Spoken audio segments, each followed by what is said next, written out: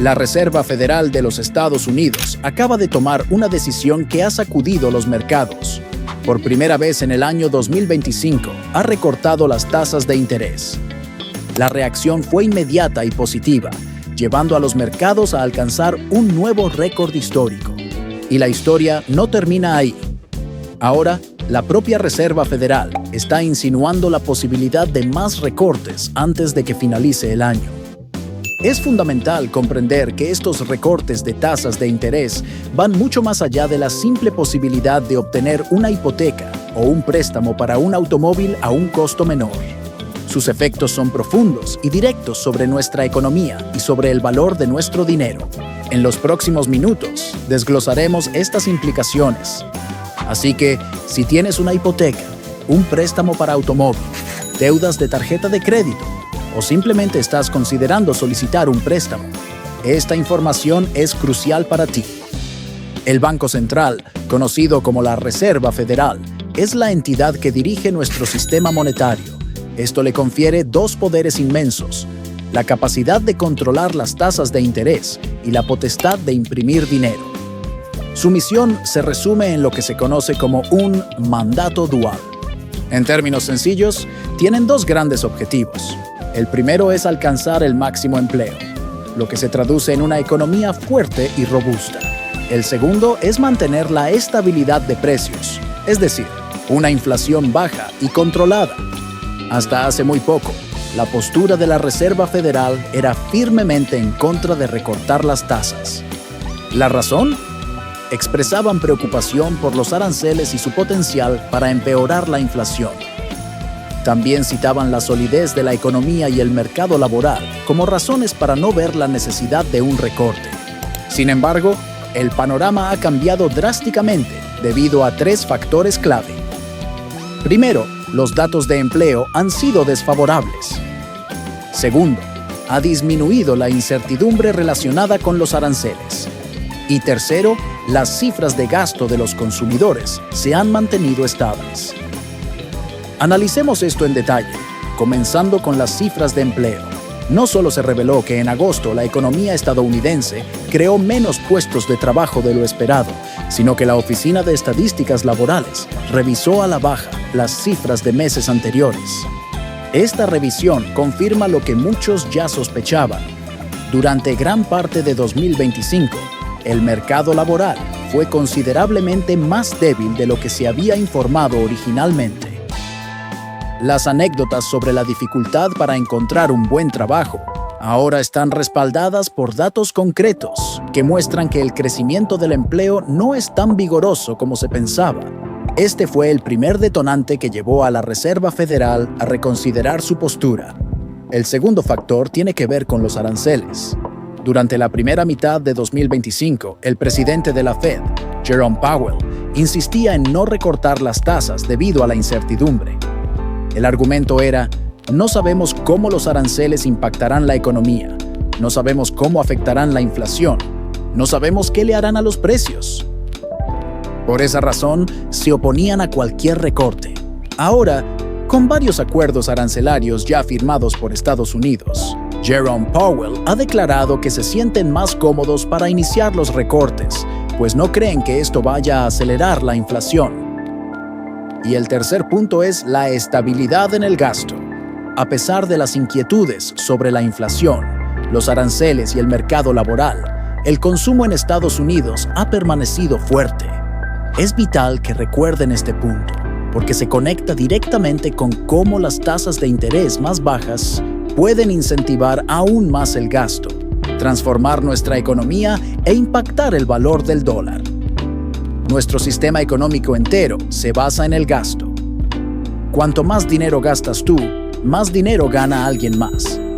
Si vas a un restaurante y pides algo extra, el negocio gana más y sus inversionistas se enriquecen.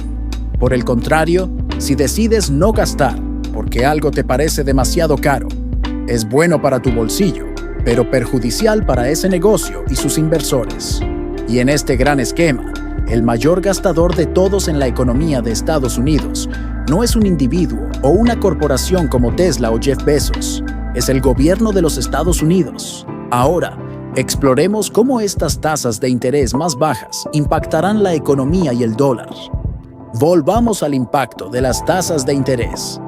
La mayoría de la gente piensa que tasas más bajas significan hipotecas más baratas, lo que lleva a que más gente compre casas, estimulando el gasto y, por ende, la economía.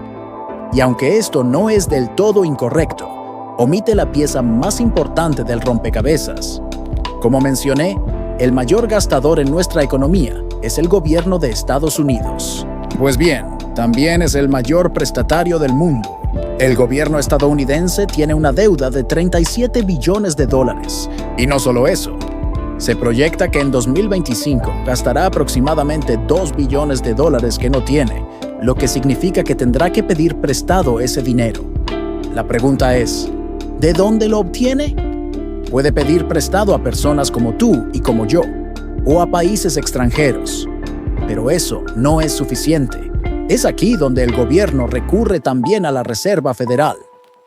Aunque se llama Reserva Federal, es una entidad particular. No es realmente un banco al que podamos ir a depositar dinero, no tiene reservas de efectivo y no es una agencia federal del gobierno. Su propio sitio web lo aclara. Entonces, ¿cómo le presta dinero la Reserva Federal al gobierno? La respuesta es simple, lo imprime. Crea ese dinero de la nada y se lo presta al gobierno. Pensemos en este escenario. Cuando las tasas de interés bajan, ¿qué hacen muchas personas con una hipoteca, digamos, al 7% si las tasas caen al 5%? Refinanciar. En teoría, esto debería resultar en un pago mensual más bajo. Esto es cierto si no se adquiere más deuda. Pero, ¿qué sucede si el valor de la vivienda ha aumentado? Muchos aprovechan para hacer un cash out, retirando efectivo y aumentando su deuda. El pago de la hipoteca podría incluso no bajar. En el caso del gobierno, su gasto de más rápido crecimiento es el pago de intereses sobre su enorme deuda. Esto se debe tanto a la cantidad de deuda acumulada como al aumento de las tasas de interés desde el 0% en 2020. El gobierno paga estos intereses con el dinero de nuestros impuestos. Con tasas más bajas, es muy probable que el gobierno busque refinanciar su deuda para reducir estos pagos. Pero esto también le da la capacidad de pedir prestado aún más dinero para continuar gastando y estimulando la economía a través de proyectos de construcción, tecnología, salud o servicios sociales. Todo este dinero fluye hacia empresas y personas, creando empleos. Pero ¿cuál es la consecuencia? La inflación. Cuando se crea dinero de la nada, y nuestro dinero no está respaldado por oro ni plata, sino por una promesa, su valor se diluye. Aquí es donde los recortes de tasas pueden generar inflación, dependiendo de las acciones del gobierno. Sabemos que el presidente Trump ha estado pidiendo tasas de interés aún más bajas, de hasta el 1%. Esto tiene un doble propósito, hipotecas más baratas para los ciudadanos y la capacidad para el gobierno de refinanciar su deuda y gastar más para impulsar la economía. Este efecto también llega a las personas. Tasas más bajas de la Fed dan a los bancos comerciales el margen para reducir las tasas de los préstamos que te ofrecen a ti. Es importante aclarar que la tasa de la Fed no reduce directamente tu tasa hipotecaria o la de tu tarjeta de crédito. La tasa de la Fed afecta el costo al que los bancos se prestan dinero entre sí. Las tasas que tú pagas las fijan los bancos calculando en otros factores económicos. Sin embargo, una tasa de la Fed más baja sí les da la capacidad de ofrecerte mejores condiciones. ¿Y por qué es esto tan relevante ahora? Porque nos encontramos en uno de los mercados de vivienda más inequibles de la historia. Los precios de las casas han subido hasta un 50% en los últimos 5 años. Y las tasas hipotecarias han pasado del 3% al 7% en el mismo periodo. Es fácil ver por qué la asequibilidad es un problema tan grande. Mucha gente está entusiasmada, pensando que tasas más bajas significarán hipotecas más costosas. Lo que podría llevar a más compras de viviendas y, potencialmente, un nuevo aumento en los precios. Pero también podría desencadenar un aumento de refinanciaciones. Si los precios de las casas se mantienen altos y tu tasa hipotecaria baja, de repente tienes una gran cantidad de capital en tu vivienda. Mucha gente refinanciará para reducir su pago mensual. Otros aprovecharán para hacer un cash out, extrayendo efectivo de ese capital para gastarlo en renovaciones, vacaciones u otras cosas. Este dinero inyectado directamente en la economía puede estimularla aún más. No estoy recomendando esta práctica, simplemente describo cómo funciona el sistema económico. Esta es la razón del entusiasmo en Wall Street. Después de una pausa, la Reserva Federal ha reanudado su ciclo de recortes de tasas en 2025. Aunque el recorte fue modesto, se insinúa que habrá más. Además, mirando hacia el futuro, el presidente Trump quiere recortes aún más agresivos en 2026. Es probable que el mandato de Jerome Powell termine ese año. Y Trump ha dejado claro que lo reemplazará con alguien mucho más dispuesto a bajar las tasas de interés. Si eso ocurre, podríamos ver recortes más significativos, lo que se traduciría en deuda más barata, valoraciones de activos más altas, más dólares circulando y, potencialmente, más impresión de dinero. Esto podría agravar el problema de la inflación. Y aquí está la cruda realidad: la inflación enriquece a los que tienen conocimientos financieros, pero empobrece a todos los demás. La inflación perjudica al ciudadano medio. Hace que el consumo sea más caro para todos, ricos y pobres, porque todos necesitamos comer, vestirnos y transportarnos. Al mismo tiempo, esa misma inflación enriquece a los inversores. ¿Por qué? Porque cuando se inyectan más dólares en la economía, ese dinero tiende a fluir hacia los activos y, por lo tanto, a las manos de los inversores. Nuestro sistema está diseñado de esta manera. Cuando gastas dinero en una empresa, los principales beneficiarios son sus dueños, los inversores. La buena noticia es que no necesitas crear tu propia empresa para beneficiarte. Puedes convertirte en inversor con solo unos clics.